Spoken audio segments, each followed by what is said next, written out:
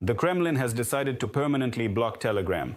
Roskomnadzor has once again formally accused the company's management of allegedly failing to comply with Russian legislation, failing to protect users' personal data, as well as a significant lack of effective measures to counter fraud and the use of the messenger for criminal or terrorist purposes. Although the real reason for the blocking has long been known, the Russian FSB wants to have full access to all private correspondence of Russians on Telegram.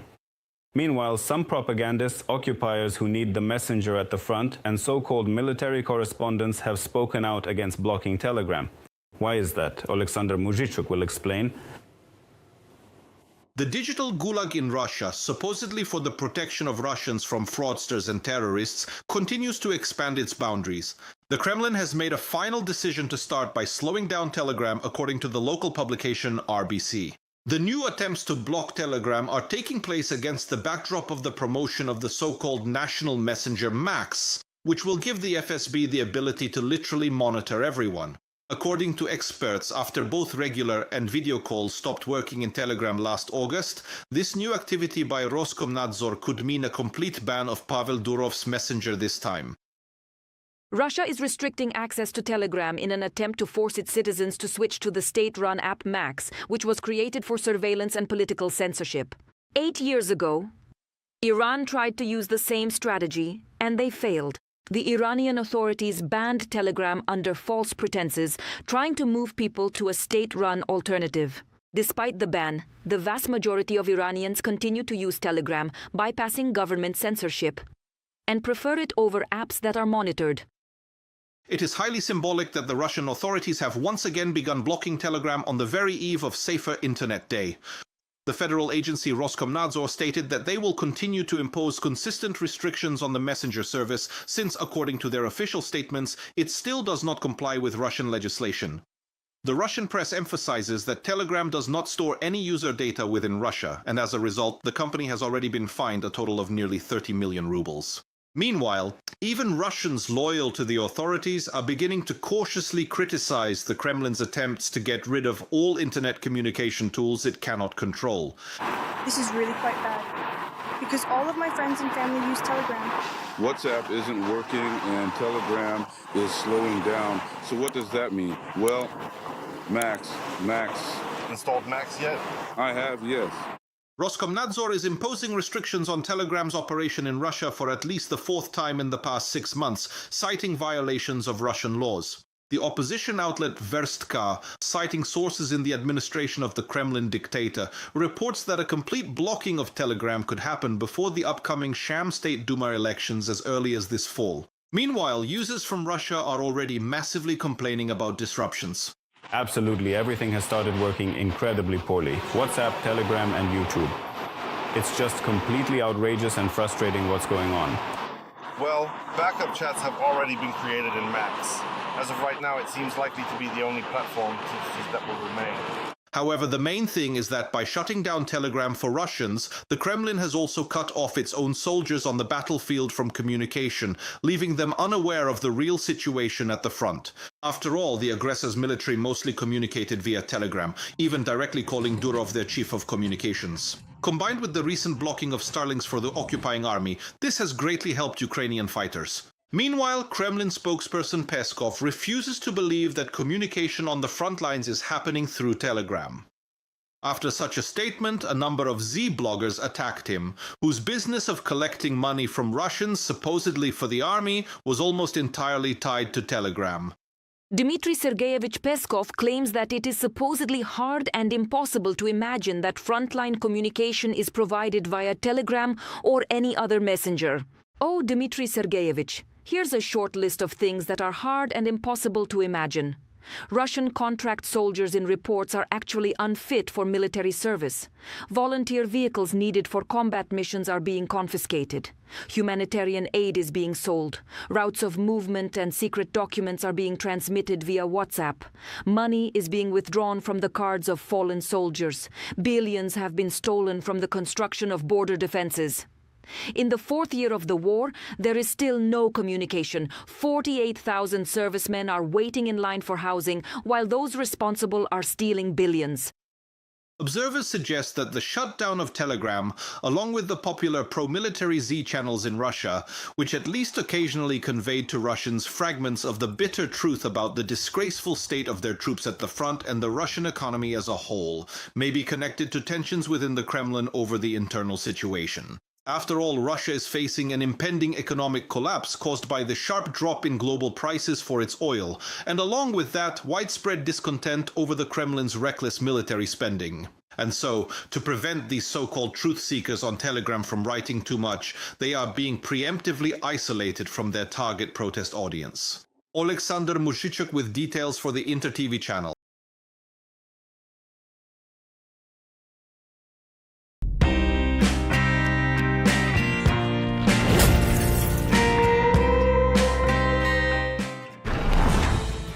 A terrifying date is approaching for all Russian ultra-patriots and die-hard Putinists.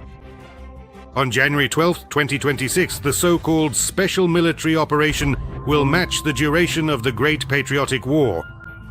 Propagandists are dreading this moment, because shameful comparisons are inevitable. Back then, in 4 years, they defeated fascism and took Berlin. And now they've defeated common sense and taken Kupiansk on credit. In a few weeks, the duration of the war will equal that of the Great Patriotic War.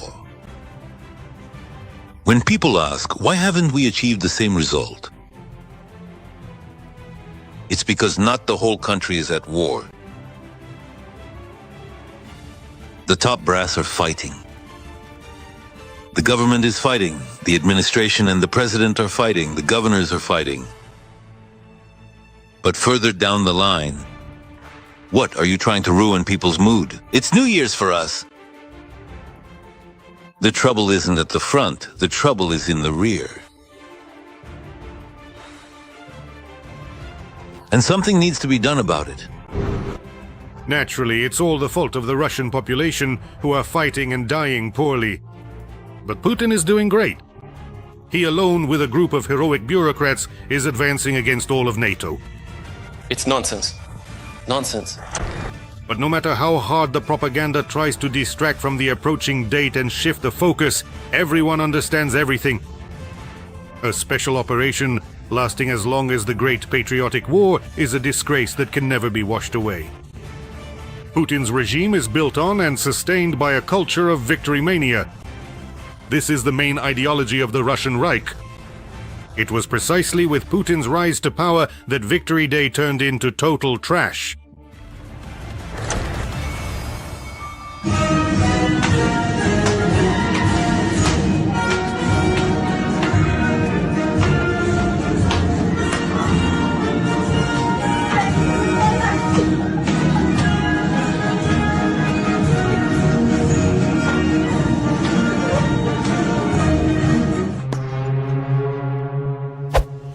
The entire modern Russian myth is built on the victory in the Great Patriotic War.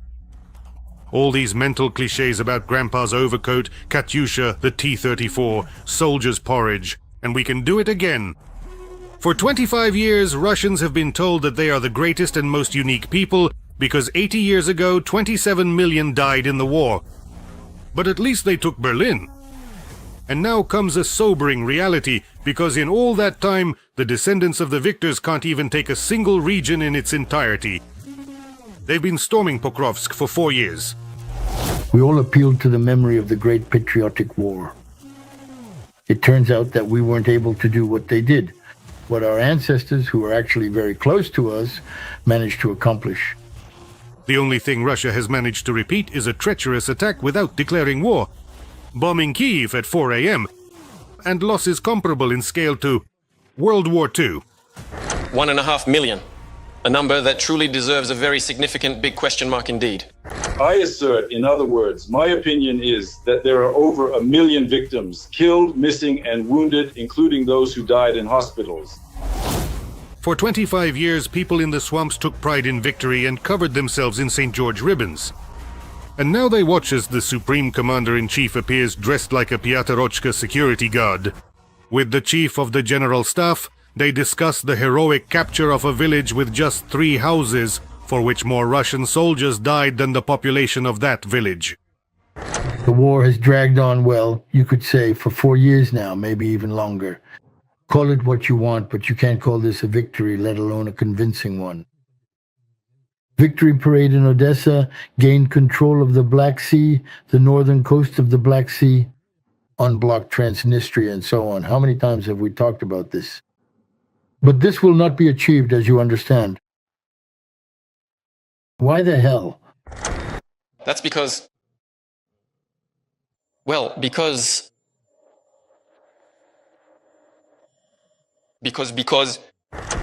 Grandfathers crossed half of Europe in 4 years.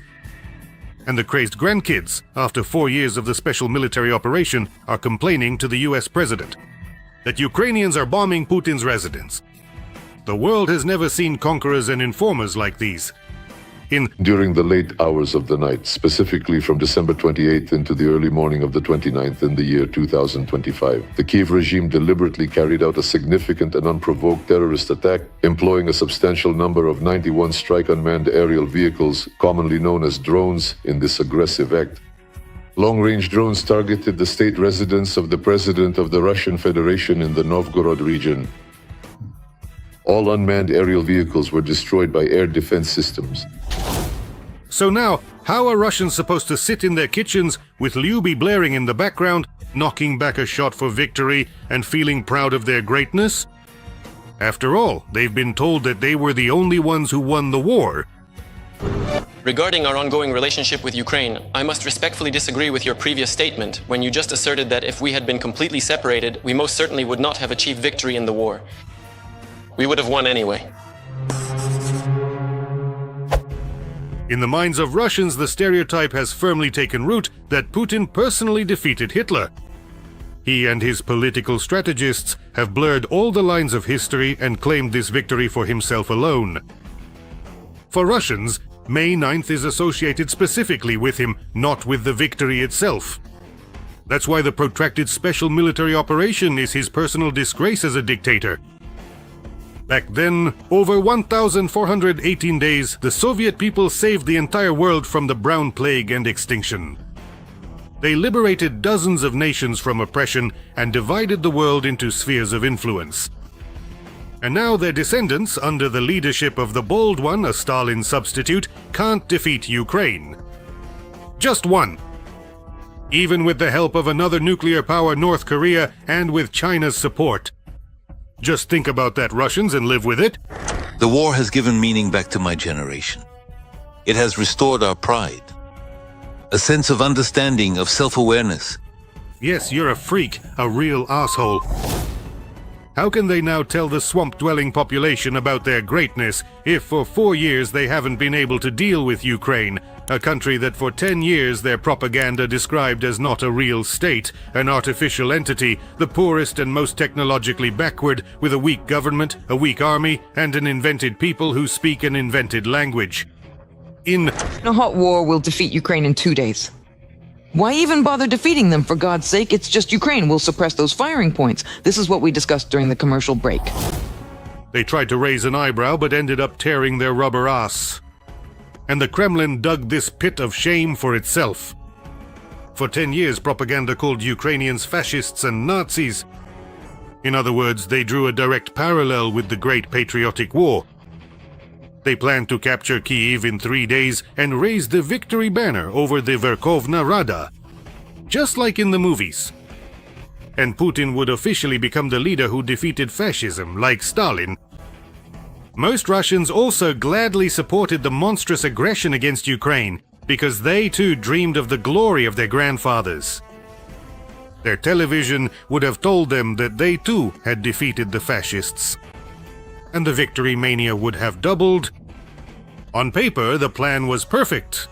In reality, it's hard to imagine a story more foolish and vile. One of the most insanely idiotic things I've ever heard. If Russia had managed to defeat Ukraine in a week or a month, the information wave would have quickly been swept under the rug. The real facts about the start of the aggression and evidence of war crimes. In the West, they would have mumbled some concerns and continued trading with the ghouls. Just like it happened with Georgia in 2008. But the Ukrainians punched the occupiers right in their arrogant, stupid faces, and the whole world saw the true face of the so-called descendants of the victors over fascism. They themselves have become fascists. The Russian army eagerly picked up the Nazi banner and took their historical place. The whole world sees Russia as the aggressor. Moreover, the Russians themselves understand this perfectly well. It is Russia that is the occupier, waging a war of conquest. Russians are fighting like the Germans did.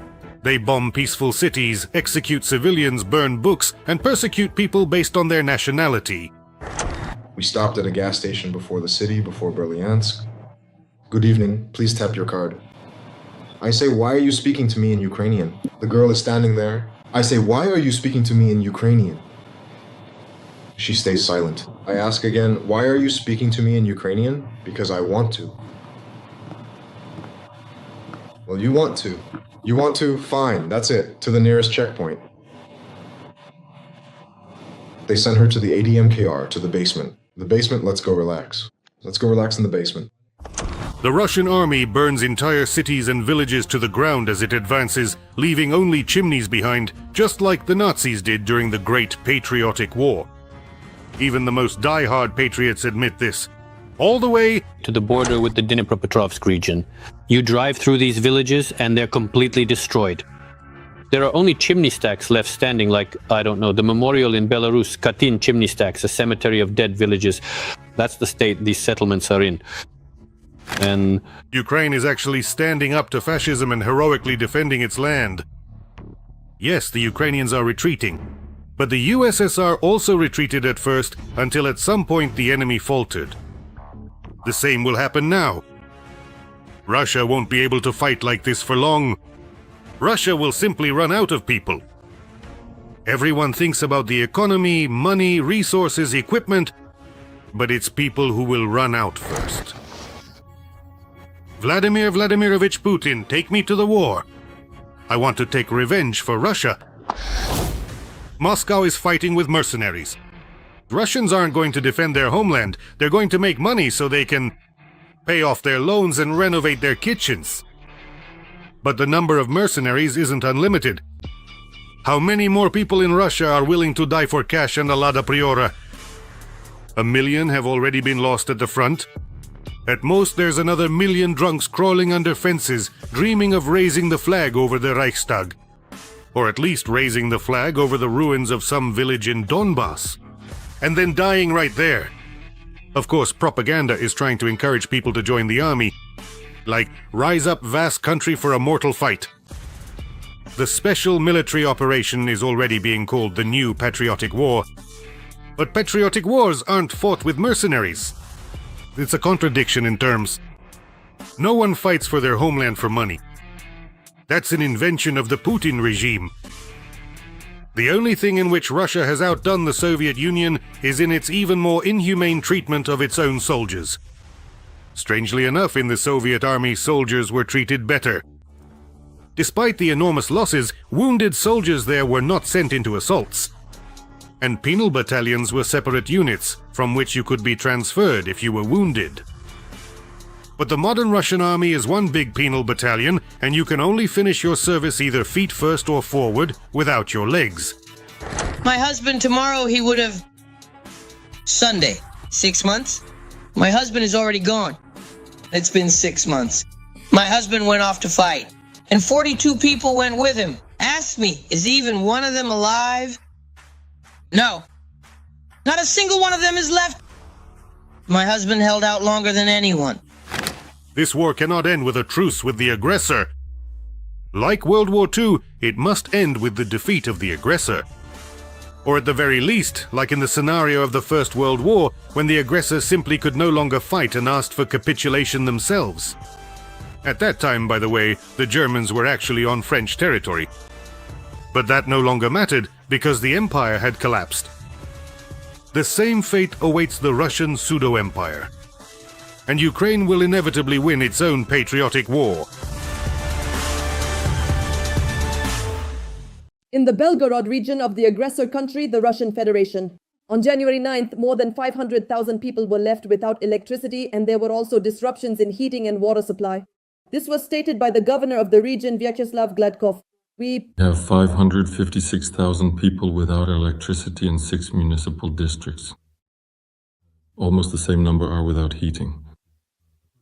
First and foremost, this concerns 1920 apartment buildings. Almost 200,000 people are without water and sewage services. According to the Telegram channel Pepel in Belgorod, a strike was carried out on the Storozhevaya substation as well as likely on other energy infrastructure facilities, resulting in the entire city being left without power. The channel also reported a strike on the Luch CHP, over which smoke was seen rising. Local residents are reporting a total blackout. Darkness. Blackout. Over there, like the other villages, are completely pitch black.